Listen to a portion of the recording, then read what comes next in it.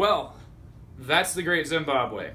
So, I'm going to first try to place this among other games by Splotter, and then I'm going to tell you what the Sallen Coefficient and my personal opinion of the game is. So, before I get started though, thanks to my sponsor Game Surplus. Check them out at gamesurplus.com. Now, the Sallen Coefficient, for anybody who's watching this for the very first time, is the amount of entertainment a game gives you conversely or divided by the amount of time you're going to have to spend to play and learn the game. Meaning that a game that has lots of decisions over a short period of time is something that I find entertainment-wise is a more efficient thing. Now, a lot of board games, especially Euro games, will be efficiency games, so think of this as kind of like you're playing the Euro game of being a gamer. These games, though, by Splotter, the Great Zimbabwe, being the star of this episode of the Sallen Coefficient, tend to have a different sort of definition by a lot of gamers. A lot of gamers that have been around for a while have played a lot of Euro games and feel that, you know, a lot of them just feel like the same thing that's been blended together and then baked in a pie, and you're kind of getting last year's Euro just with a new sort of, you know, just a few new spices sprinkled on top. However, the Great Zimbabwe and other games by Splotter Spellen tend to have a what's called an economic side to them. And by an economic game, what is meant is that the economy in the game is going to be something that the players have large control over, and they're going to be then using, a lot of times these economic games will actually have players win based on who has the most money. One of the most popular games by them that's very new and is an economic game would be Food Chain Magnate, which involves the players accruing the most money, and whoever has the most money at the game end wins. These are also big. This is a big part of Indonesia, which tends to be, in my opinion, kind of like an 18xx, which are these like heavy stock train games where you win by having the most money. Indonesia is like kind of like one of those, only it takes kind of the stock aspect out of the game, and instead players are delivering goods and upgrading goods. So what the Great Zimbabwe does, though, is it definitely gives a Euro flair to Splotter Spellen's winning economic formula. Because in this game, you're not going to be winning the game by having the most money. Now, usually whoever has the most efficient use of money and the best way to use them is the person who has the best advantage. However, the game is forcing you every time that you do something good to then get more points to actually win the game. It increases the tension here tenfold. Every time that I take a card that's worth victory points, I'm always worried, like, am I actually going to be able to win the game now? Or am I inching that so far in front of me that I've lost sight of the finish line? So, the elements in the Great Zimbabwe that really add up to this are the fact that the board is going to change every game, that you're going to be using up and depleting those resources as the game goes on. You're able to interact with other players not only by, you know, spending money on their craftsmen and them spending money on yours, but you're also able to really cut the legs off of other players by first jumping ahead of them in turn order, by taking all the resources that they need access to be able to upgrade things, and especially, and very sneakily, by taking whatever they have that's good at increasing their monument size, maybe by having a lot of these simple basic resources. As soon as you buy one of those advanced resources, now that basic guy can't even work anymore. He can only work for the more advanced resource producer. So the economy here is extremely tight. When it comes to economic games, I have a very love-hate relationship with them. I tend to, if a game forces me to take out a calculator, I feel kind of like I'm stepping into like a job, something I should be getting paid for, something that's not really entertainment for me anymore. However, the Great Zimbabwe keeps every one of the calculations in the game to a few cattle. 2, 3, 4, 5. Sometimes you'll be spending 10 cattle, but that's really uncharacteristic. Most of the time it's a few cattle. As the game goes on, though, you will maybe have a turn when you spend 15 cattle. By the way, congratulations on getting 15 cattle. And cattle just are really a cool, fun resource to spend.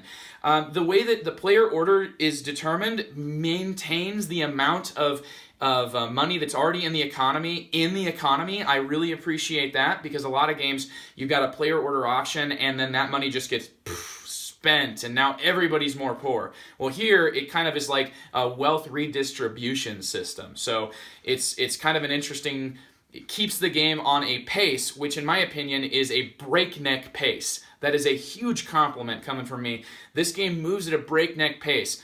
2 or 3 rounds in, you'll already be looking at like, oh my goodness, how quickly can she win the game? How quickly can he win the game? How quickly can I win the game? And you're starting to sort of count things out. Now, there's still things you can do about it, though. It's never just oh, he's going to win, there's nothing we can do about it. Definitely the game in its later stages can get to that point where it's like, all right, well, I win, because it is a race game. But there's a lot that you can do to really mess up other people's plans, which is a huge selling point for individuals that really like this type of game from companies like companies like Splotter. Like, these games are not about Euro games, multiplayer solitaire, I run my economy most efficiently, I win. Absolutely not. You're going to be thinking about how to make the most out of what other players have done to you, while also doing the most you possibly can to get in the plans of other players. So it has that type of interaction, and I love it.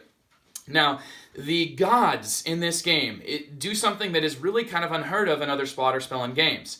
I've played all of those big 4 with the exception of Antiquity. So I don't know what I'm talking about in Antiquity, and I apologize for that, but what the Great Zimbabwe does is it has 12 different extremely impactful character abilities, and 4 of them are always going to be taken out. The fact that you can only go in for 1 god in a game really makes that a huge and important decision. A lot of players are going to be wanting to do that, especially if it's an income type god. You're going to want to do that at the very beginning of the game. That way it will give you the most payouts as the game goes on. However, those players that stay back and wait tend to have some nice options where they can get a god on their side and then be able to use that to just immediately win the game. Everything that I described in the playthrough is basically broken in some way by these gods, but it's broken in a way that the game balances. It's the increased victory point requirement that really makes that balance shine through. But it still is a game that's about going through the doors that have been left open by other players, and it does it in an extremely efficient use of time. My games of this generally get done in about 90 minutes at the most. I've seen games of this get out and get back in the box in less than an hour, and that's really an impressive feat. It does play any number of players. I've played with 3, 4, and 5, and it plays all of those extremely well. So, the overall Sallen Coefficient of the Great Zimbabwe is going to be the highest rating I've given out in any of my reviews so far, and that is a 9 on the Sallen Coefficient Entertainment Efficiency Scale. This is a game that has no fat whatsoever. It's all been cut. It's all been developed to the point where when you play it, you are just getting through. The game is over within like an hour. In a lot of these Splotter games will be 3-4 hour games, especially like 18xx games that they tend to have kind of a shared lineage with, will be 6-hour games, and you're making extremely important decisions on the first turn. If you're learning that game, you could ruin your economy on the first turn. I have a friend that just loves playing 18xx games, and his first turn of an 18 to 24 hour train game was when he lost the game. You know, he knew that he lost the game 10 minutes in, and that he didn't realize that for like 3 hours, but then he had to still play for another 15 hours. I mean, I just simply don't have the time to do that. Great Zimbabwe, you could have played 18 games of it in that time. And each one starts to develop, and you really start to get more to the core of what the underlying gameplay is here. And that's why it is absolutely my favorite Splotter Spellen game. It is, like I said, extremely efficient for your time. And for my personal rating, I also give it a 9. It doesn't have anything specifically that bumps it or lowers it in my book, but it is just, it is an absolutely excellent, purely, extremely efficient entertainment game, and it is, in my opinion, the secret sort of gem.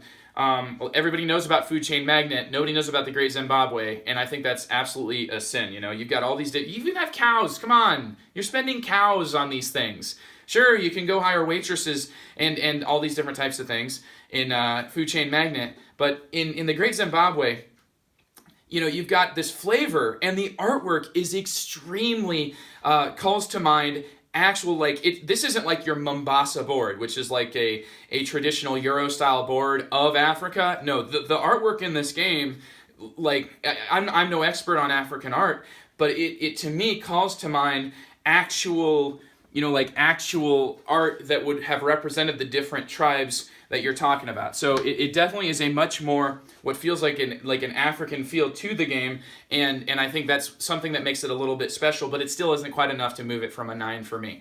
Anyhow, I hope that you've enjoyed this Sallen Coefficient and my personal opinion of the Great Zimbabwe, and you'll check out this one as well as other of these heavier economic games. There is something there. There's, like, we're not crazy for spending hours at the table, or for breaking our brain and muttering expletives under our breath when people are walking by. No, we're not miserable. This game just gives you that type of depth and that crunchiness. So check this out and check out my other video reviews here at the Sallen Coefficient. I'm Joe Sallen, the host of The Good, the Bored, and the Ugly. You check that out too in the Longview podcast. Anyway, thanks to Game Surplus. Thank you for watching, and hope to see you on the next Sallen Coefficient video review.